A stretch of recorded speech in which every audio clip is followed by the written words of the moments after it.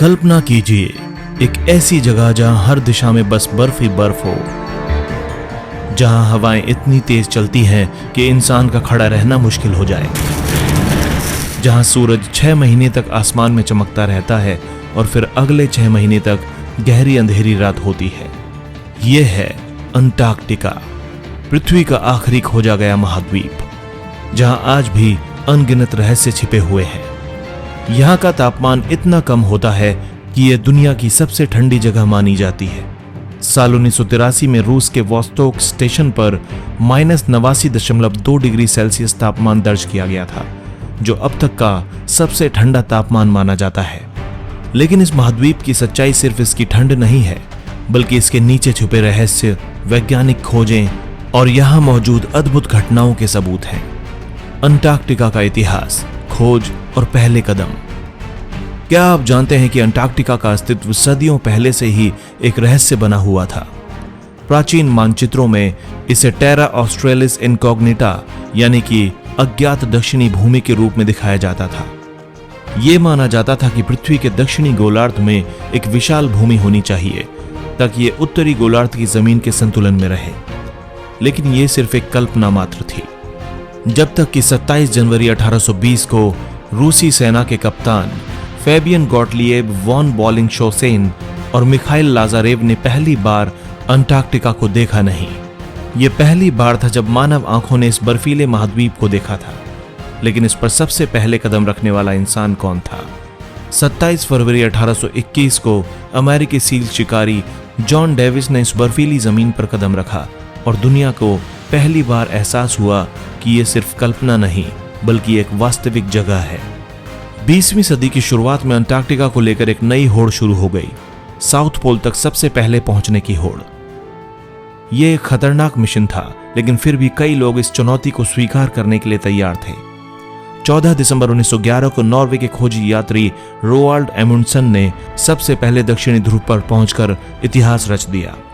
कुछ हफ्तों बाद 17 जनवरी 1912 को ब्रिटेन के रॉबर्ट फाल्कन स्कॉट भी वहां पहुंच गए, लेकिन वापस लौटने के दौरान एक दुर्घटना में उनकी पूरी टीम की मृत्यु हो गई।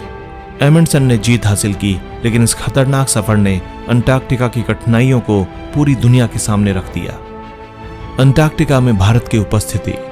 अंटार्कटिका में कई देशों के रिसर्च सेंटर हैं, लेकिन भारत ने भी यहां अपना झंडा गाड़ दिया है। यहां भारत ने 1981 में अपना पहला वैज्ञानिक अभियान भेजा था और तब से यहां कई महत्वपूर्ण अनुसंधान केंद्र बनाए गए हैं। यहां भारत के कई रिसर्च स्टेशन मौजूद हैं। दक्षिण गंगोत्री 1983 ये भारत का पहला अंटार्कटिका बेस था, लेकिन समय के साथ ये बर्फ के नीचे दब गया।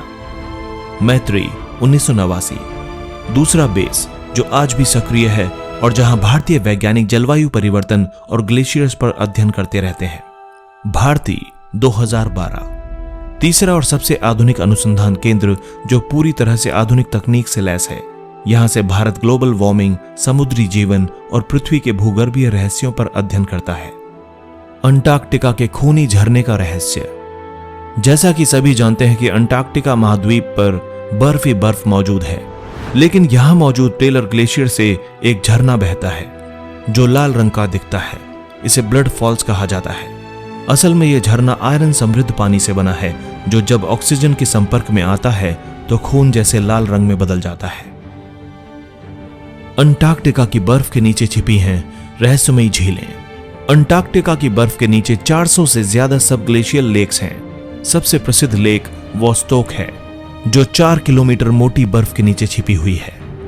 वैज्ञानिक मानते हैं कि इसमें लाखों साल पुराने माइक्रोब्स हो सकते हैं, जो पृथ्वी के अतीत की अनकही कहानियां बता सकते हैं।